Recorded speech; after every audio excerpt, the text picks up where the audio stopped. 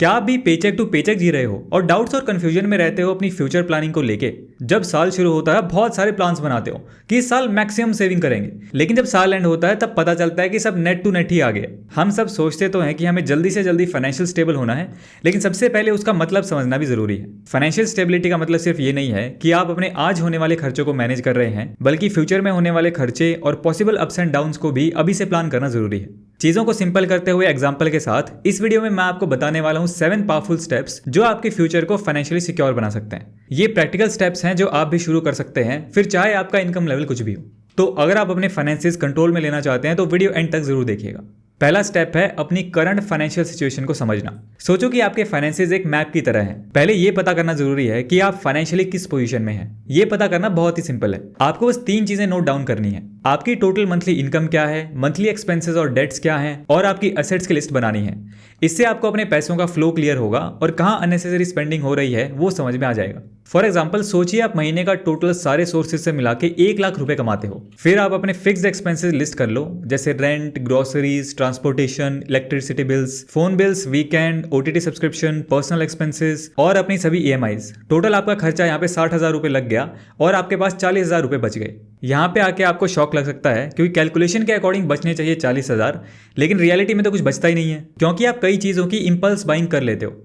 अब इसे कैसे रोकना है, इसका बहुत ही सिंपल तरीका है जो मैं आपको वीडियो में आगे बताऊंगा। अगली लिस्ट आपको बनानी है अपनी एसेट्स की, ये पता करने के लिए कि अभी आपके पास कितनी वेल्थ है। इसमें आपका घर नहीं आएगा। जो चीजें आप यूज कर रहे हैं, सेल नहीं कर सकते हैं, वो नहीं आएंगी। जैसे आपने कोई लैंड वगैरह ले रखी है इन्वेस्टमेंट पर्पज से, स्टॉक्स बाई कर रखे हैं, गोल्ड में इन्वेस्ट कर रखा है, वगैरह वगैरह। फिर इन सब की आपको मॉनेटरी वैल्यू कैलकुलेट कर लेनी है। ये 3 लिस्ट बनाने के बाद आप क्लियरली समझ पाएंगे कि आपकी करंट फाइनेंशियल स्टेट क्या है। नेक्स्ट स्टेप है determine your future expenses and invest. Current financial state समझने के बाद अब आपको समझना है कि फ्यूचर में आपके कौन कौन से एक्सपेंसेस होने वाले हैं। जैसे आपको घर लेना है, अगर आपके बच्चे हैं तो बच्चों के हायर एजुकेशन पे खर्च होना है, रिटायरमेंट फंड जमा करना है, एटसेट्रा।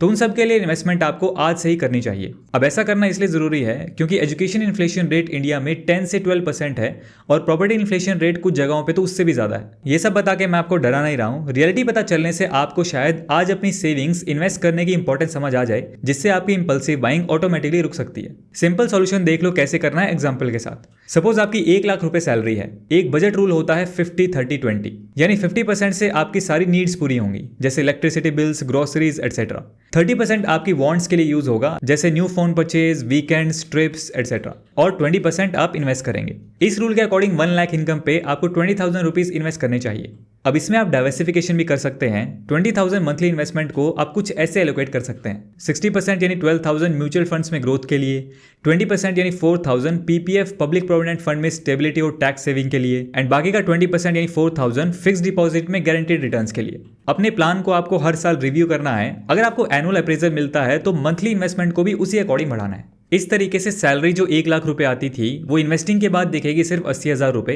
बैंक में कम पैसा दिखेगा तो फिजूल की इंपल्सिंग बाइंग से बच जाओगे।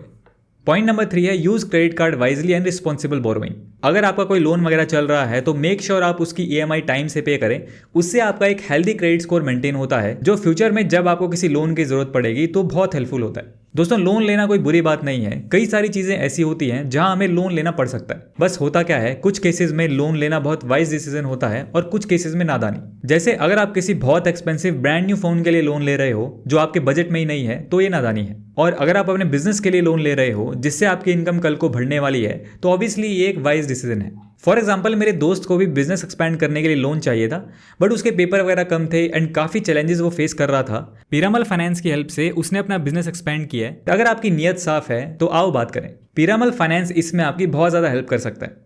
अब आगे आने वाला पॉइंट ऐसा है जो बहुत लोग ऑलरेडी फॉलो कर रहे होंगे, which is protect yourself with insurance. आपके पास अपनी फैमिली का हेल्थ इंश्योरेंस होना मस्ट है, वरना एक बड़ा मेडिकल खर्चा आपकी सारी फाइनेंशियल प्लानिंग को डिस्ट्रॉय कर सकता है। कितनी अमाउंट का होना चाहिए? हेल्थ इंश्योरेंस आपकी सैलरी का कम से कम 50% होना चाहिए। अगर आपकी एनुअल सैलरी 12 लाख है तो मिनिमम 6 लाख का हेल्थ इंश्योरेंस हो। उसमें आप टॉपअप ले सकते हैं 50 लाख या 1 करोड़ का, जो बहुत कम अमाउंट में ऐड हो जाता है। और ये हेल्थ इंश्योरेंस आपके हर एक फैमिली मेंबर का होना चाहिए। इसी तरीके से अगर आपकी पूरी फैमिली आप पे फाइनेंशियली डिपेंडेंट है तो आपके पास यहाँ पे लाइफ इंश्योरेंस होना भी बहुत जरूरी है। अब इसकी अमाउंट कितनी होनी चाहिए, इसका एक कॉमन थंब रूल है। आपकी एनुअल सैलरी का 10 से 12 गुना कवरेज अमाउंट होना चाहिए। यानी हमारे एग्जांपल के अकॉर्डिंग 1.25 से 1.5 करोड़ के बीच आपका लाइफ इंश्योरेंस कवरेज यहाँ पे होना चाहिए। इसके बाद हमारा नेक्स्ट पॉइंट आता है बिल्ड अ इमरजेंसी फंड। एक इमरजेंसी फंड बनाना आपके लिए बहुत जरूरी है।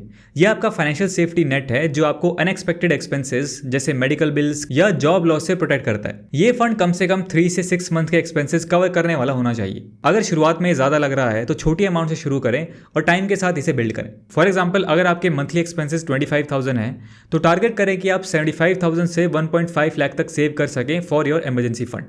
आपको अपने इमरजेंसी फंड के लिए एक अलग अकाउंट बनाना चाहिए और छोटी अमाउंट से ही शुरुआत कर सकते हो, चाहे वो 1000 रुपये क्यों ना हो। लास्ट एंड इंपॉर्टेंट पॉइंट हमारा यहाँ पे आता है build passive income streams. Passive income streams बनाना फाइनेंशियल स्टेबिलिटी के लिए इंपॉर्टेंट है। ये कुछ भी हो सकता है जैसे dividend stocks, rental income, online content या side business. Passive income time के साथ बढ़ती है और आपको फाइनेंशियल सिक्योरिटी देती है। फॉर एग्जांपल, मान लीजिए आप 1 लाख रुपए डिविडेंड पेइंग स्टॉक्स में इन्वेस्ट करते हैं जो 5% का डिविडेंड यील्ड देता है। यह आपको 5,000 रुपए का एनुअल पैसिव इनकम देगा। और ऑप्शंस भी हैं जैसे स्पेयर रूम रेंट पर देना, ई बुक लिखना या ब्लॉग शुरू करना। जितनी ज्यादा आप स्ट्रीम्स बिल्ड करेंगे उतना ज्यादा स्टेबिलिटी मिलेगी। याद रखें, फाइनेंशियल स्टेबिलिटी एक रात में अमीर होने का नाम नहीं है। ये एक स्ट्रॉन्ग फाउंडेशन बनाने का तरीका है, स्टेप बाय स्टेप। तो आज की वीडियो में इतना ही दोस्तों, मिलते हैं नेक्स्ट वीडियो में। Thanks for watching.